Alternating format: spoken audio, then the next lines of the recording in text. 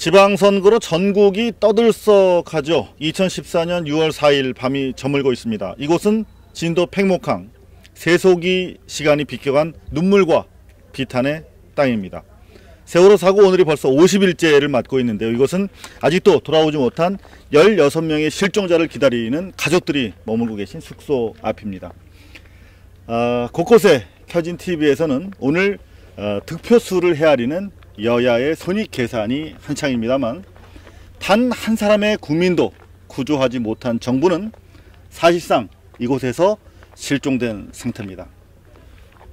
이 투표나 당선 이야기가 마치 팽목항 방파제에서 스님들이 두드리는 목탁 소리만큼이나 멀게만 느껴지는 그런 밤입니다.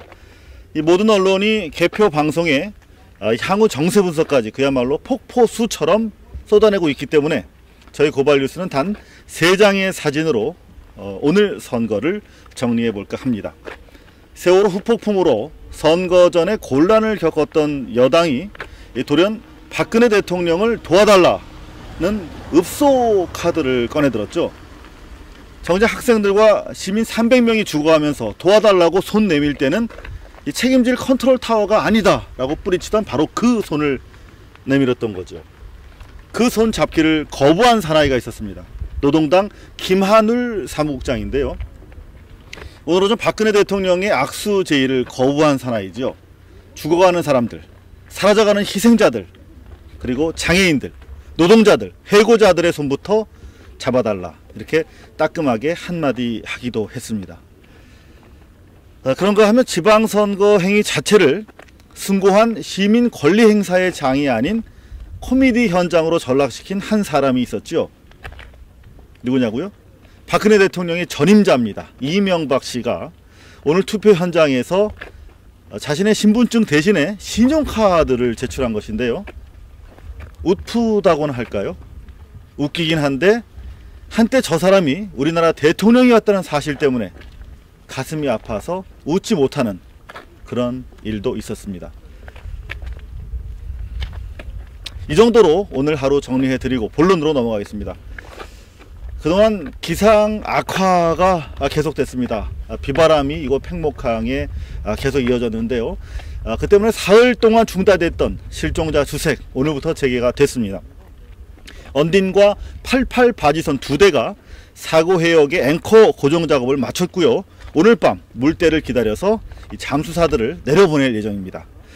지난주 용접 작업 중에 잠수사 한 분이 사망했죠. 이 4층 선미에 대한 절단 작업도 곧 마무리된다고 합니다. 거의 일이 마무리되는 상황에서 사고가 났기 때문에요. 곧 마무리된다고 합니다. 저희 고발뉴스가 취재한 바에 따르면 잠수사들의 처우와 안전 문제가 이 부실한 상태를 넘어서 심각한 수준인데요. 한때 잠수사들을 쫓아냈던 구조 당국이 숙련된 잠수사들을 다시 모집하기 위해서 모셔오기 위해서 안간 힘을 쓰고 있다고 합니다. 멀쩡한 국가를 개조하겠다고 설치지 말고 당장 구조 활동을 위한 현장 지원부터 제대로 해주시길 바라겠습니다.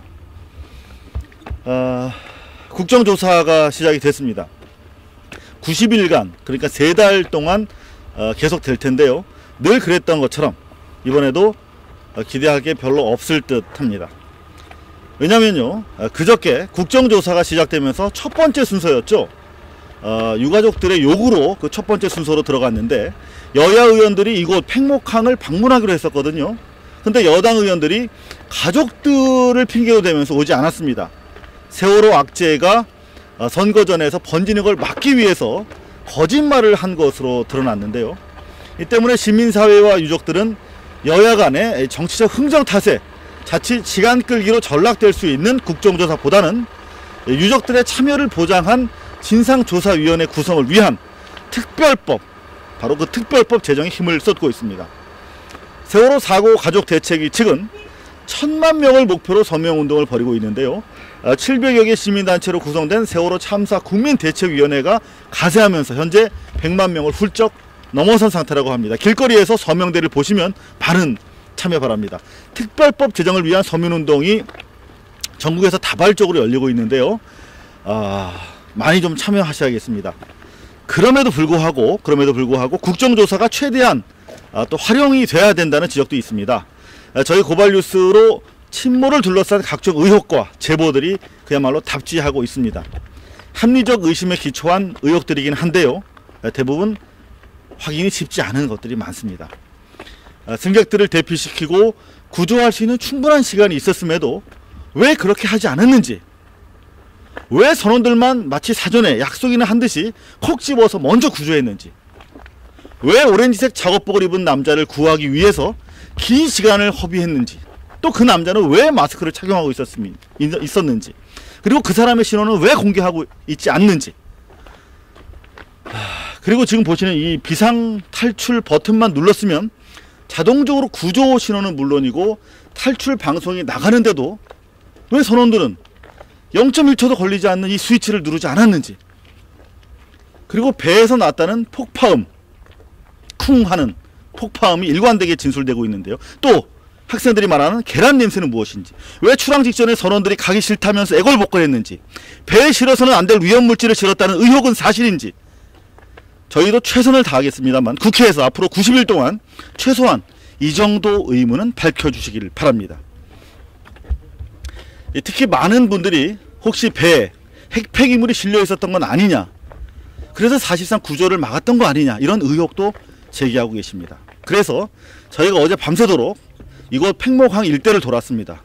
특히 지금 보시는 승객 유리품 보관소 내부 등을 들어가서 돌면서 방사능 측정을 저희가 준비한 2가지 측정 장비로 했습니다.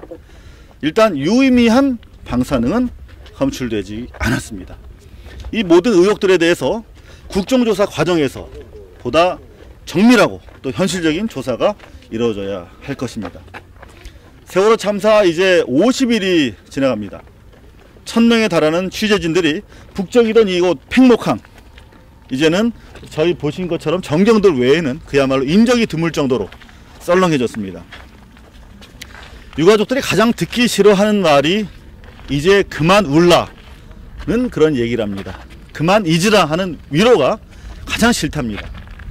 가족들은 국민들이 함께 우울해할 필요는 없겠지만 참사 원인을 밝히는 일에 함께 하겠다, 함께 기여하겠다, 이런 말을 듣고 싶다고 합니다. 여기는 팽목항 본항인데요, 보시는 것처럼 팽목과 조도를 오가는 여객선이 이제 운항을 시작했습니다. 운항이 정상화되면서 이제 옛 모습을 찾기 어려운데요, 여기 보시는 것처럼 실종자 16명을 기다리는 촛불만이 이렇게 홀로 밝혀져 있습니다. 촛불의 마음으로 저희 고발뉴스도 함께 하도록 하겠습니다. 세월호 침몰 50일, 진실을 위한 싸움은 바로 지금부터입니다. 진실의 최대 적은 바로 망각입니다. 정부는 망각을 강제할 것입니다. 진실은 침몰하지 않습니다. 단 여러분의 인간적인 기억이 함께 해 주실 때만 그렇습니다. 세월호 사고 50일째, 지금까지 팽목항에서 전해드렸습니다.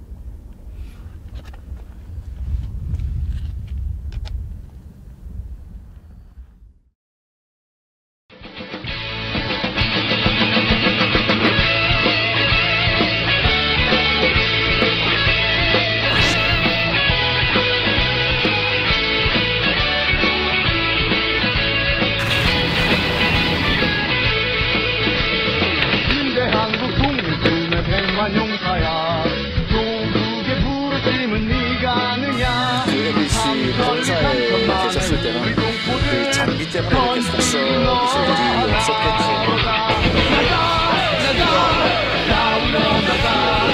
또 위원장한테 전화를 받으시게 되어 있는데 수사에 방해가 쳤다고 생각하지 않고요.